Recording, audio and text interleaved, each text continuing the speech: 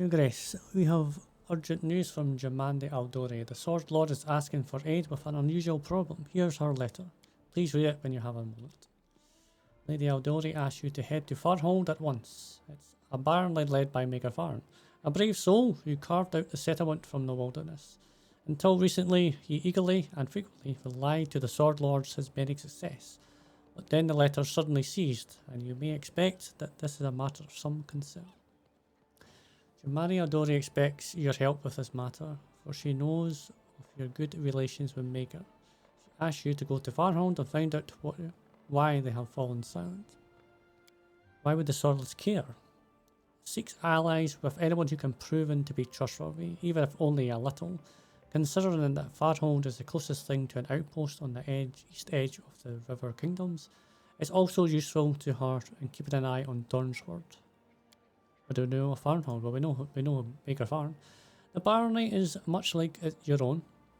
It was also established by a mercenary, Maegar Farm. He got his title at the same event you did. His third or fourth son in the family, so he couldn't claim his father's inheritance. Looks like he hoped to establish a settlement of his own and gain wealth and prosperity. A riot, rebellion, but if that were the case, there would be refugees. Whatever happened there, it must have been sudden indeed. Perhaps a bandit attack, barbarians, a plague. Whatever it was, no one outside Varhold seems to know. Maybe Farn simply decided to stop dealing? I wouldn't think so. Judging by Aldori's letter, the silence doesn't seem voluntary. Otherwise, at least one person would have reached a neighbour and spoken about what had happened. Alright. Is it far off? No, it's not. It's time to gather your party and head to Varhold. Right, there's a few other things, isn't there? Yeah. So, if all diplomatic problems are solved openly, sometimes a problem needs to be concealed, and sometimes knowledge must be ciphered and secrets overheard. To do this, you would need a spy chief. I'm not fit for the job. I'm used to speaking my mind, not keeping silent. Please find a worthy minister for this position, and meanwhile I will try to handle today's delicate matter. There's a guard detail from 7 Arts at the border. They were sent by the voice of the wind, one of the elder Duards who rule 7 arches, a diplomat and chief scout. Their guards keep insisting there's an elf hiding out in our lands, a fugitive who slipped out of their city. He asked us to help capture him, or at least not to hinder their search, but in 7 arches, they say an elf is a criminal, when they really mean he's a hindrance. Since it wasn't us who sentenced him, so why should we assume that he's the villain? It would be better if find him and help him come. Okay, wow, that's like a sentence I could really get behind there. Eh? It would be better if find him. Yes. I mean, I have to admit, I'm not great at English, even though it's my first fucking one. But holy moly, tell me about this conflict. A built-in spot that is sacred to elves. The elves fled from there once, and druids, the oak stewards, have ruled there ever since. The elves of Cranny would like to return their shrine, or at least be granted access to it. But druids are wary of Cranny and feel hostile to any elves who on their territory. Yeah. However, got home and that nice thing to do. I'll make sure we find an elf and get him back safely. I'm sure Kunoi will appreciate the friendly act. I might even send a letter of gratitude, along with some magical books. Or should I stop daydreaming? Yeah. So easier claim and support the grand diplomats. Take like 7 years to do that, I swear. Jubilost, amazing. You managed to save your barony from invasion of monsters from the First World, but you were not able to protect it from the attention of the First World's most powerful denizens. Believe it or not, but Stolen Lands has been chosen as the next location for the Inquisitant debates. What's that? A curious phenomenon that isn't very well known. They say it's based on a bet made by the eldest, the rulers of the First World, quite a long time ago. One day, one of them sent a delegation of Fae to Glorian. They announced where the competition would take place. Don't let the name fool you. It's anything but debates. The contests begin as soon as they have enough participants. The contest and the reward are different every time. Although every time is a stretch, only 3 such occasions are known over thousands of years. Anyway, it happened again, and this time the reward is a chance to ask any question whatsoever of the host. The competition's mastermind, this creature, whoever it is, speaks on behalf of the eldest. Do you see why we can't miss such a chance? You want to use this opportunity to find out why the gnomes left the First World, and how they might return, right? Nice to see our association has left a mark on you. Yes, of course. I'm none too happy that we'll have to play by eldest rules. You know, my opinion on the Fey Lords isn't very high, but that's what's the truth. But if that's what the truth requires, then so be it. In the end, who would best know the answers to my question, if not the self-appointed deities of the First World? Do you know anything of the debates? You never know what mad ideas the Fae might cook up. I only know one condition. Only teams of 3 are allowed to participate. Why do you think we should take as our third? I think we should take Linzi. Something tells me Fae are not likely to hold competitions in rope pulling or beer drinking, but the skills of a bard might come in handy. Besides, we should give the young lady a chance to channel some of that energy. Can participation be dangerous? Considering that the Fae are involved, absolutely. But if the chronicles are true, no one has died in previous debates.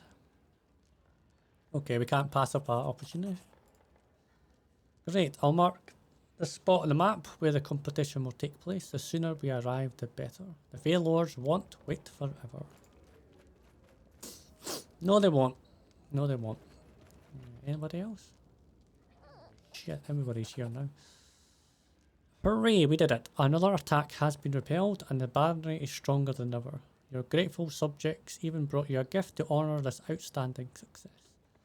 Unfortunately, now is no time to rest. While everyone is preparing for the last attack, I was looking for a way to overcome the curse. I read some ancient books, talked to the locals, and then I had a word with our storyteller, and we decided that, well, he better tell it. I am a keeper of stories, Your Grace, and I have amassed a respectable collection over my long life. There are, of course, stories of curses among them, ancient and dark, having taken thousands of lives, destroyed kingdoms, or brought down. Well, our curse isn't exactly a real curse. We think there is something specific behind these attacks. Sorry. Yes, you did. It's not a curse, then what is it? If this isn't a curse, then what could it be? We don't know yet, but the part doesn't matter. What's important is that we're finally making some real progress.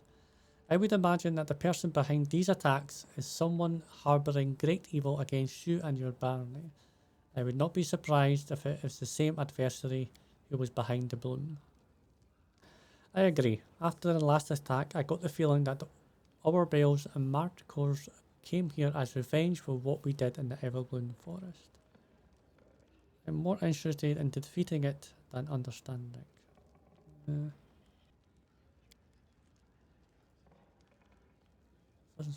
can't chop an ancient curse to bits, but I'm sure the villain behind the attack would suffice. Yeah, I think the balance stands to whether yet we know the name of our adversary. At last, the answer to that question is no, at least for now. Personally, I believe it is the work of some Fae. I recognise their hands, so to speak. Whoever or whatever caused these attacks, I am sure they will continue, but we must be ready to repel the next one. That's exactly what we'll do. Sooner or later, the villain will show himself. Once he slips up, we can finally punish him for all the trouble he's caused. I didn't expect such frivolity from you, Linzi. In any case, I would advise hearing this villain out before punishing him. We still have no idea why this unknown enemy is targeting us in particular. I'm sure we'll know our foe's face soon enough. We've repelled his attack 3 times now. He must be reaching the limits of his patience. He won't get away with this forever. Oh, and about Mahano, I've reported his crimes to the guards. Someone must have warned him. He escaped. He has eyes and ears everywhere. I'm afraid your personal warden is the only one who can find him. Sharel is shaken by righteous anger. I pray to Torag not to let him make more mischief before the guards find him, and I pray you don't let him go unpunished. Right, so that's that quest.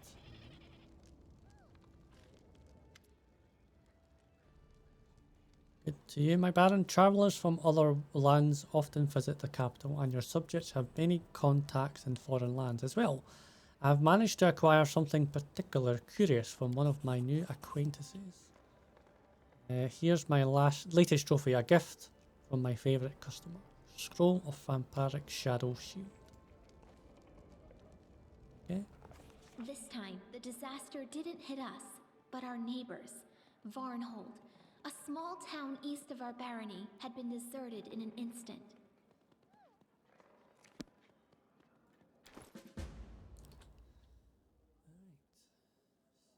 I have a problem and no one else to turn to but you. I need someone to travel to the town south of Restov, Varhold. The town was founded by Maegar Varn. You met him at the reception to celebrate your new title. Recently, I've stopped getting reports from him. I didn't pay much attention to it, but in the past week, not a single traveller, merchant or messenger for Varhold has showed up in Restov. No one knows what has happened in the town. If I were you, I would make sure I was ready for this journey. The plains of Dunsword are dangerous. Also, we have yet to find out what was it that cut off communication with Varhold. An attack, arcane magic, or some epidemic or plague.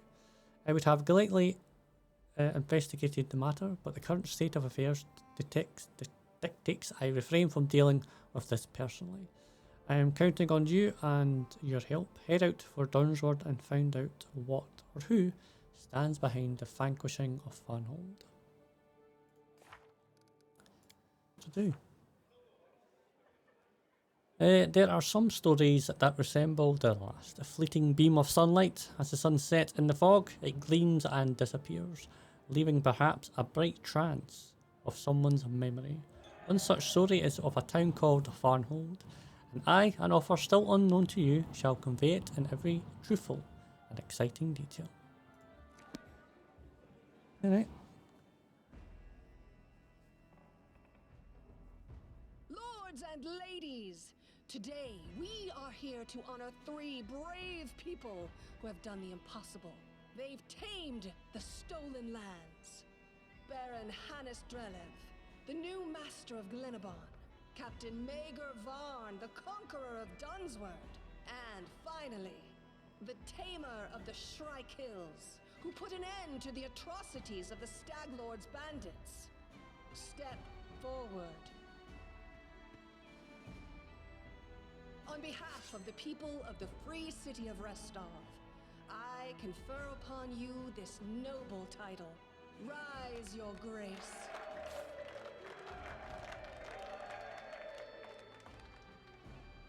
Step forward. On behalf of the people of the free city of Restov, I confer upon you this noble title. Rise, your grace. Clap, folks. Clap. Clap, clap, clap. Thank you, Lady Aldori. Flippity clap. Distinguished guests, it is a great honor for me. It is with the greatest joy that I announce the founding of my barony in Dunsward. It shall be called Varhold. Varhold. But I must say that this happy event is not mine to claim alone. The stolen lands would never have yielded to me if it weren't for the valor of my friends and companions.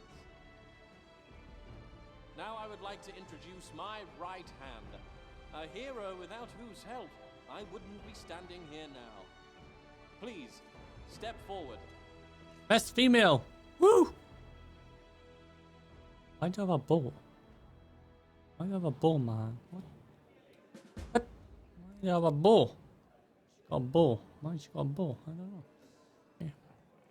You're the famous Miss Female. I am indeed. I'm pleased to finally meet you in person. Varn has told me so much of your deeds. The Farling host fought for your interest many times, but we haven't had a chance to meet in person. It's a pleasure doing business with the Farling host. You offer honest swords and honest gold. You do charge a fair bit, but this means I won't have to worry about someone else buying you out from under me. Alas, not many mercenary teams can boast your reputation. Alright, so that's him, okay. What do you hold for future for the Varhold? I only wish I knew. We live in a wild time of great changes. The rise of new states as disputed lands will be a shock to the entire region. Of course, I have my own thoughts and plans, as everyone does, but there's only one thing I'm sure of. There will be no risk of a boring future. Yeah, true that. Allow me to return the question. What do you think awaits you, your young barony? Work. Much difficult and dangerous work awaits us if we are to survive. You seem to have both your feet on the ground. It's good to see that Varn has such people around him. He's never lacked courage, but practicalities have never been his strong suit. Alright. I wish you luck, champion. Champion. As the guests linger and entertain themselves, one hero of the occasion stands aside, Maegar Varn, the leader of the Varling host. Excuse me, your direct commander and henceforth the undisputed Baron of Varhold. He's busying himself with one of his favourite pastimes. He's trying very hard not to yell, but he's furiously arguing about something with the party's co-founder and wizard named Cephal and Maegar, Varn's oldest companion and his most uncompromising opponent. But Varn, my dear friend, would you please be so kind as to explain what devil take you've been doing? I financed this venture with my own personal funds, not to mention all the effort and time I've invested. And pray tell, what was it all for? For you to assemble the fruits of our labors and pitch the whole lot down the privy? Down the privy? Fruits? I've been busy guarding these fruits from Brevoy's incessant fruit moths. But I'm a baron now. We finally have our own land. For the first time in our lives, we're independent. No one can tell us what to do. And you want to destroy everything we've achieved by inviting spies into our house? Of course! Why not? Please, do come in, eavesdrop, sniff around, take whatever you please. Cephal is generous. He said, make yourself at home. Make yourself at home. Oh, Asmodeus, please give me the patience to withstand this nonsense, or take my soul already. Varn, what are you saying? What is this independence you speak of? We depend on Restov for literally everything, from the inflow of settlers to the food to feed them. I like Jamandi no more than you do. But it will take us years to free ourselves from her influence. Right now we must bow to our patron, brag about a title we received from her very hands. Listening to you is disgusting. Did we claw away our own piece of land, only to keep toiling away for all those... Ah, friend! You're right on time. Ah, friend! Be our arbiter. What are you arguing about now? Yep. At issue is the fact that Jamandi Aldori has generously offered to Maegar the use of her envoy. And who is Jamandi Aldori? The very same one who created our barony, and who could make it disappear with a flick of her finger. An insignificant figure in the grand scheme of things, no doubt. But good Varn refused her. And to top it all off, he rather suggestively hinted that he considers every single one of Brevoy's diplomats to be spies. What else should I consider them? Cephal, have you grown foggy in your old age? I can hardly recognize you. You've always been a hardliner. You've always put the interests of our ventures above everything else. And now you want us to roll over on our backs for the Aldori, wiggle our tails, and wait to be petted. We're an independent state now, and we shall have it known to all that we won't be ordered about. Maegar, of course they're spies. You refused the spy in plain sight. Congratulations, well done. Now the Sword Lords will send other spies, ones we won't even be able to see. Restov has invested a great deal in our barony. He is ready to invest yet more. So why bite the hand that feeds us before the feeding is over? We could at least pretend to be humble, so long as we're still getting something for it. Well, for one thing, that's low. By accepting Restov's handouts, we're taking on certain obligations. I know you don't care a fig for morality, but think of our reputation. Who will want to deal with us if we steal from our employers and stab them in the back? Why do you keep saying us and our? Do I need to remind you that you're a baron now? That is the difference between you and me. You were born of a noble family, and yet even now, after receiving lands and power, you continue to think like the leader of a band of thugs. While my parents plowed the soil, and I learned to read by moonlight. But even as a snot-nosed child, I tried to think like a ruler, a king without a kingdom. After decades, my plans and schemes are finally bearing fruit. I shall not allow you to destroy everything we've created with your stupid pride. Well, I quite like Jamandi, personally.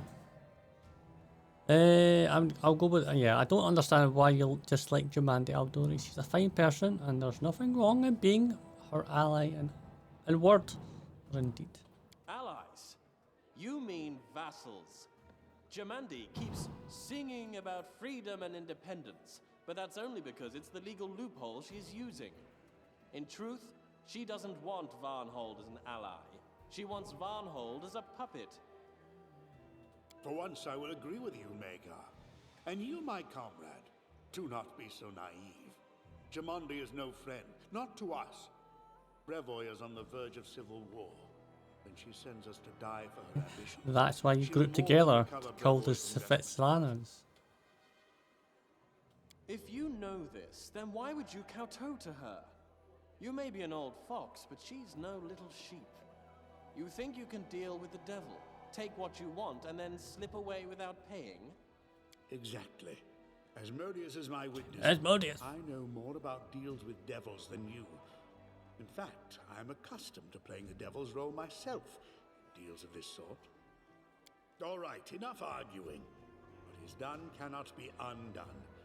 You spoiled my game quite a bit, Maegar, and I will not forget it in a hurry. We shall try to play with the hand we were dealt. Celebrations are over. It's time for everyday life. I suggest we exchange bows with the respected hosts and set off to Varhold. We have much work to do. Much work to do, champions. We had a Brevan envoy with us. They'd be spying out the road to Varhold for Jamandi. As if Jamandi best not learn where we live. If there were an envoy with us, I would already be feeding them misinformation.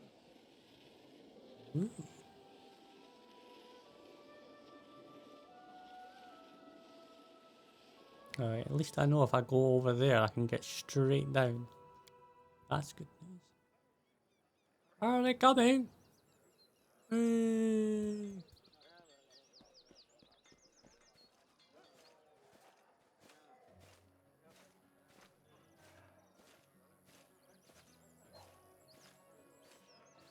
Okay, you just went right through them, by the way.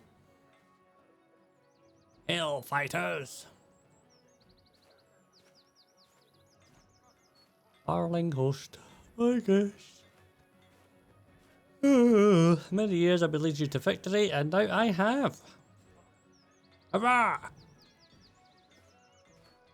You're a mercenary party no more. You are my personal guard, the best of the best of the best. We will never fight for others. We will never fight for others' gold again. From now on, we fight for what's ours. Yay! Full clap. Excuse me.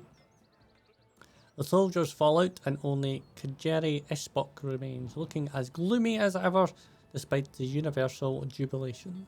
The sullen dwarf is quartermaster and chaplain of her Varling host, famous for her skill in dampening the commander's enthusiasm. Welcome back. Well, that doesn't look like Kjerdi up there, by the way. Welcome back, Your Grace. Did you have fun at the celebration? Have enough to eat? Good. Now let's get back to work before you squander the whole barony. You should have gone with us. You would have liked it. I hate rest off. Besides, while you were at the ball, another bandit gang slithered into town. And who would have taken care of it if it weren't here, hmm? Anyhow, the festivities are over. You're a baron now. Get to baroning. If you say so, to baroning. Here's my first order. I shall appoint you, Kjerdi, as treasurer. You, Cephal, will be my regent, and for you, my general. Any questions? So, I get back to work. Okay. Go. Shoot. Watches Cephal and Kjerdi go away, then looks at you. There's a mischievous twinkle in his eyes. Hard to believe, isn't it? After so many years of life on the road. Nights in barracks and tents, I am now a baron, with my own humble and baronial residence. Oh, I can't believe it. Oh. Alright, yes, it's wonderful. Finally getting a place to call home. All one can wish now is to have a family to go with it. Looks down and smiles faintly for it. Yes, because who needs an empty house where your only companion is an echo? Well, our best days are still ahead. He becomes silent and grows pensive. Well, General, here's your first order. Talk to Kjerdi and pick 3 of our lads as our brothers in arms. I can't spare more than 3 for now. Someone has to guard the capital. Take the best. Whoever will follow you to hell and back. When you gather them together, you'll find me at the fort. There's something I need to do. Ooh.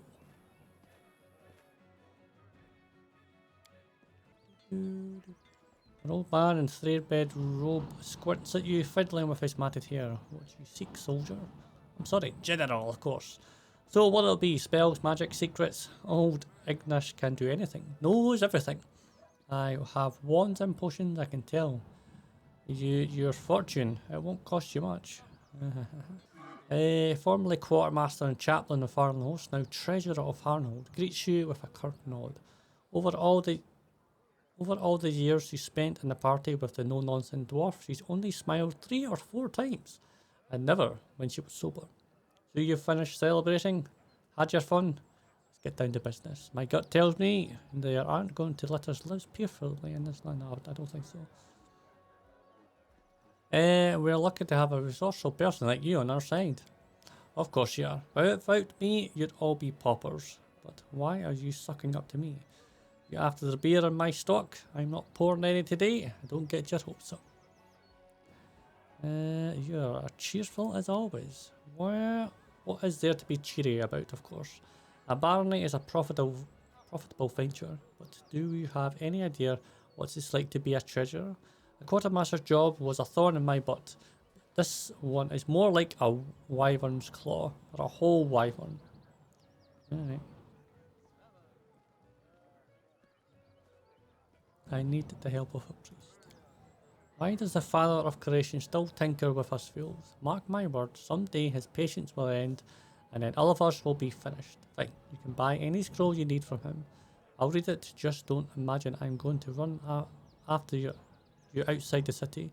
When you go off, oh, so is this me like, if I want to change my talents, I'm going to so I can't, I have to take someone from the team on a raid. I would recommend Greg Bruiser Tahara. It's a waste when such a strong priest and fighter who can tear enemies to pieces with their bare hands is stuck patrolling the streets.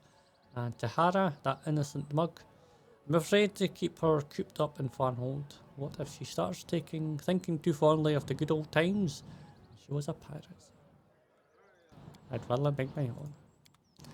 Right, make my own party.